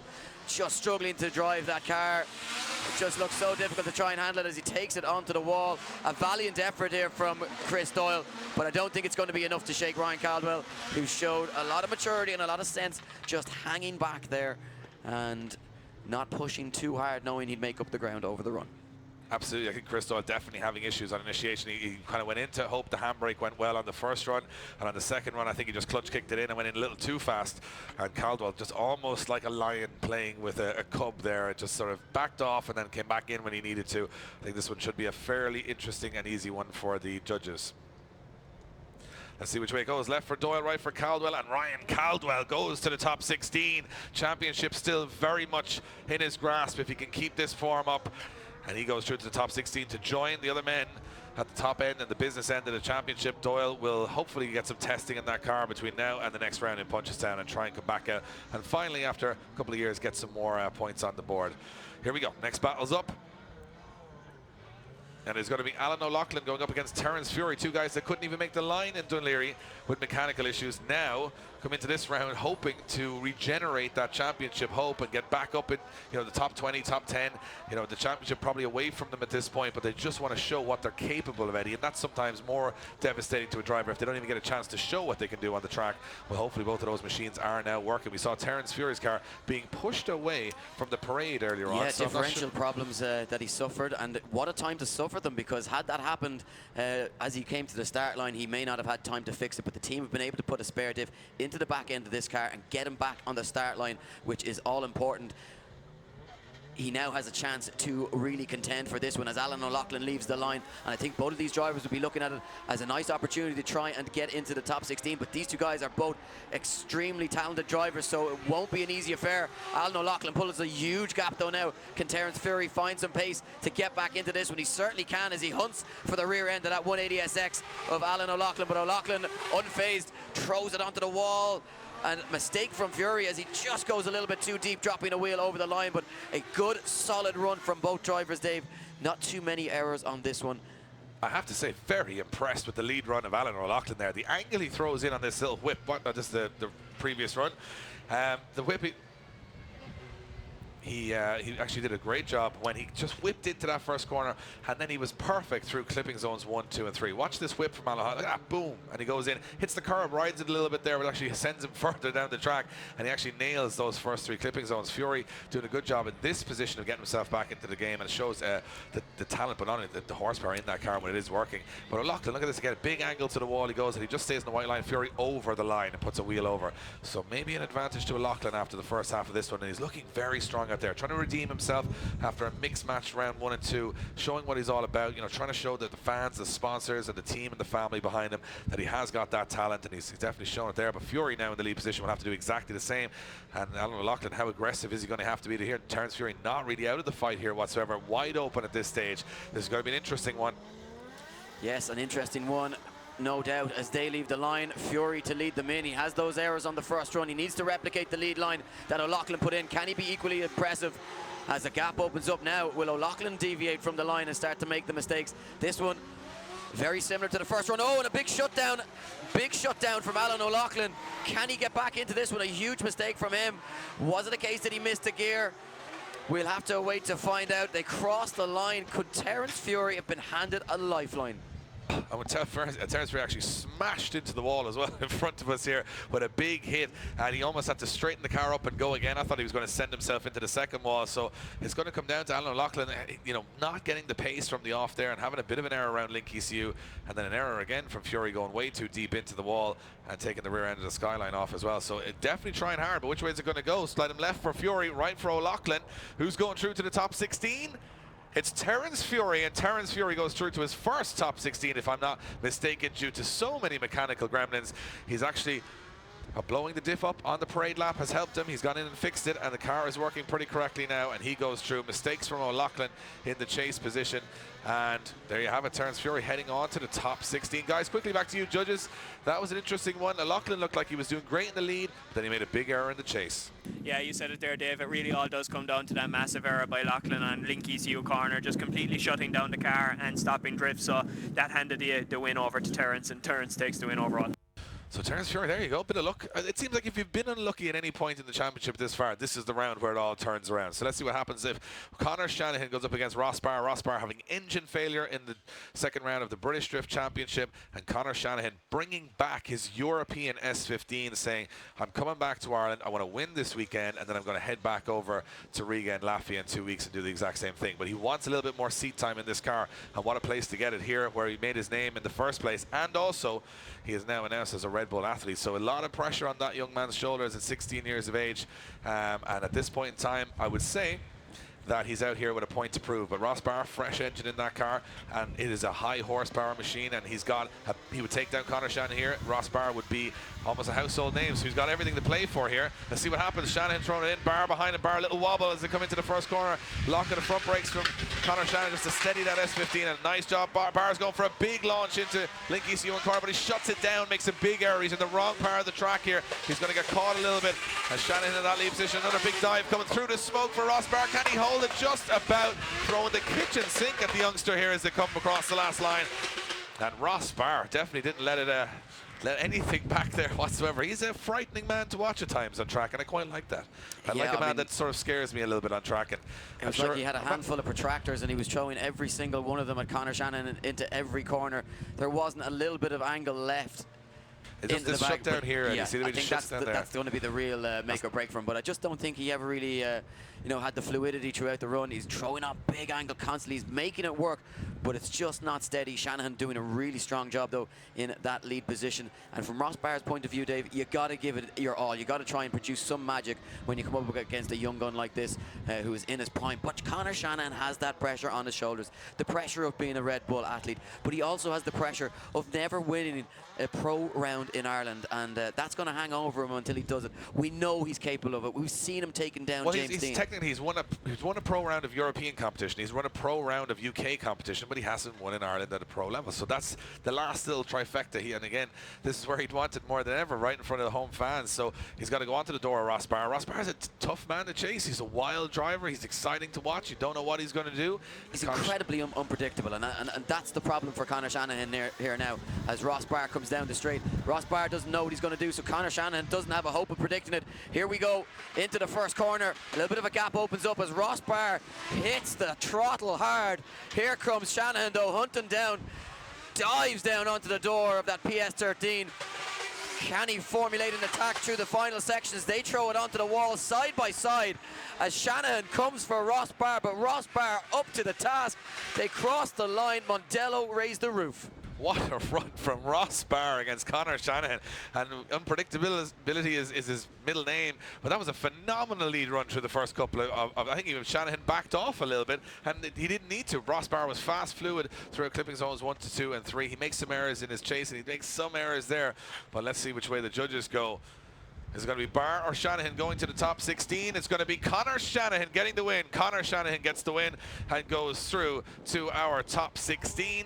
Ross Barr eliminated, guys. Talk us through it. Not so bad from Ross Barr. Exciting stuff, but not enough to take down Shanahan. Yeah, it's just a far cleaner chase by Conor there. Ross, unfortunately, was making mistakes while he was chasing Conor. Conor, no real such, quite a clean chase, let's say. Not much proximity between 1 and 2, but he dials it in there, so Conor takes it over both runs. So Conor Shanahan goes through to the top 16. That means we've got one more battle in our top 32. And then we are having a 5-minute break and going straight into our top 16. Battle of the Shays, Shay Rogers and Francis O'Shea. Yeah, Francis O'Shea Rogers is now coming up onto the start line. And which one will have their Shay today? No, Ooh, terrible. Yeah. I know, I like it. You like that one? I like it. So Shay Rogers, we mentioned if the car works, he's great. Francis O'Shea, if the car works, he's great. We've talked about that with a lot of drivers. Both have had horrible mechanical issues at round 1 and round 2. Now, yesterday, here's the interesting thing. Shay Rogers, he shut down on his qualifying run. His actual LCD display in his car fell off the dash and hit the kill switch on the way down. How does this stuff even happen? But can he get better luck here? Look at Francis O'Shea coming for it here. The man from Ennis back in the hot seat this weekend. And Francis O'Shea just trying to get in behind that big Mark IV Super into that first corner. And that is a huge entry there from Shay Rogers. He has just absolutely fired through that first corner, made it out to clip 3, and now he just sends up the smoke screen as he comes by Link ECU. Francis O'Shea, how he's staying behind him is beyond me, because he's just getting completely blinded, but he maintains that proximity. Doesn't quite get to the door, Dave, but does a valiant job in the chase position behind a man who looked like he was lightning through the circuit. What an entry from Shay Rogers. A big car, and he throws it around like it's an A86 Corolla. Fires through that first section of the course. Has a great transition. And what I love about Shay Rogers is we've been talking so long about his potential, and today he's finally started. This weekend he's finally started. Say no more. Yeah, because every time I've started to get excited about Shay Rogers, the car falls apart or something happens. So we're not going to get too excited about it. However, Francis O'Shea, with some engine failures earlier in the year, his car looks like it's fast, fluid, and he's working pretty well behind the wheel. And he said a little bit of rustiness coming in this weekend, hadn't driven since last September, and looks like he's right back in the mix again. So a good run from both of these guys, and when they switched him around, Shea Rogers in the chase, he looks like he's got that bit of aggression that might be required here. But a again, little bit of gusto this weekend. Yeah, he has a little bit more bite, a little bit more determination than I've watched him in other rounds. He wants to prove a point here. And what I also think is that can be a downfall, because again, you don't want to be in a situation where you're going too aggressive and you lose the run by making contact. So I think this is going to be a real game of chess. A lot more experience in that Nissan S15 of Francis O'Shea, the young gun Shea Rogers, now trying to make a name for himself here quickly. Francis O'Shea has the added bonus here of having that run under his belt where he's done a solid job. Now, can he replicate the lead line? Look at the aggression from Shea Rogers on the back bumper down the stretch. They come through the first corner. Here we go, another dive. Oh, but a straighten from Rogers as they come towards clip point 4. Can we see a clean pass of the circuit now for the rest of the run as Francis O'Shea looks to lay down that lead line? Big angle into the wall, contact with the wall, and then a spin, Dave. Yeah, I think it was contact between Rogers and O'Shea there, and I'm wondering, did O'Shea put on too much angle on the wall and O'Shea have nowhere to go? That could have been the issue. Watch the first corner though. Rogers initiates before the lead car and still manages to stay in it, but both of them run onto the grass. Francis O'Shea rather goes off the track. So Rogers makes an error in straightening behind, but watch Francis O'Shea in the lead position here. Does he over-rotate the car to the point that it slows, and then it's very...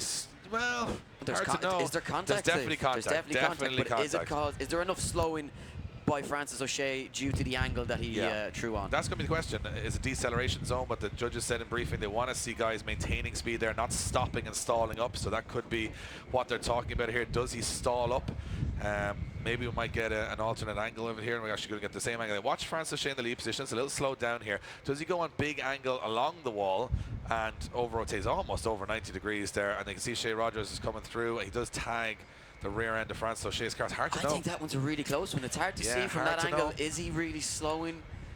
We don't have to decide anything, Eddie. That's the beauty of it. Sufficiently. Well, I'm certainly glad I don't have to, but yeah, judge is calling for another replay of this one. And this is going to be a tough one to decide, Dave.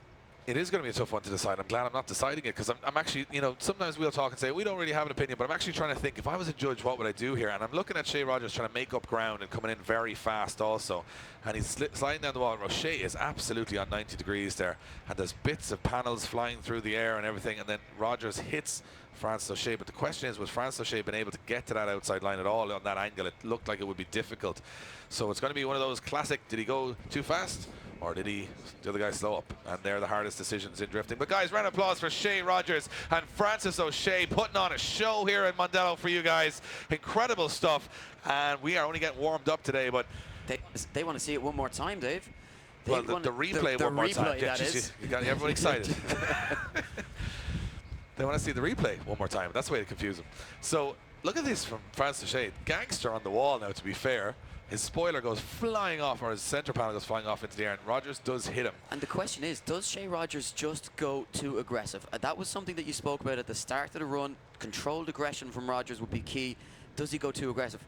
Well, I mean, look, we know now the decision's going to be made simply, I think, on that contact. That's where the 0 was scored. Rogers is either too aggressive, or O'Shea went on too much angle and slowed down a little bit too much. That's what the judges are going to decide.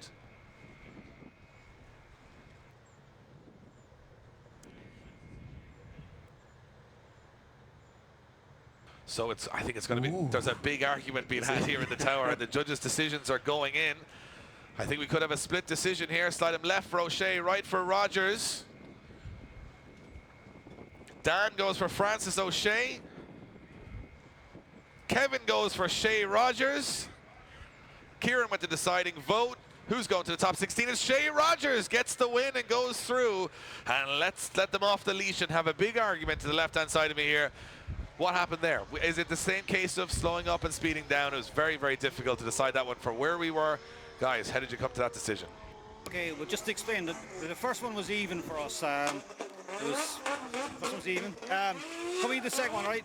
The reason why we have a split call here is, right, Francis comes in on big angle. Now, he kind of messes up his transition, comes onto the wall, he rubs the wall. Now, that's a decel zone. They asked, could they come in on big angle there? And we said, yeah, they could. And he's starting to come on power after the wall. But if you look at his line, if he was able to, if Shea hadn't actually hit him, Francis was never going to be able to stay on that outer line because he had stalled up so much on his transition and onto the wall. He was always going to pull out into the middle of the track. Francis comes in, or sorry, Shea Rogers comes in behind him. Shea is expecting Francis to power along the white line and around the corner, but of course Francis doesn't. He comes on throttle and he starts to pull away from the line. There's contact, causing the spin. Then I think Tan believes like that Shea or that Francis should have been able to left continue his run. In our opinion, I think he was always going to come away from the line, and I think that's why the contact happened. We're blaming Francis for that. So there you have it from the judges, and this means we're going to have a small, very small 4-minute break before we start our top 16 to just rehash all of those results and also get our drivers lined up on the grid. We're going straight into the top 16 in 4 minutes time. We're going to try and stay ahead of the weather here in Mondello Park as dark skies are looming in, and we're going to try and get this done in the dry, which is the most fun part for drifting, and keep the action rolling on track for all of you guys here in attendance. We're back in 4 minutes time with the top 16 from round 3 of the Drift Games Extreme. Don't go too far.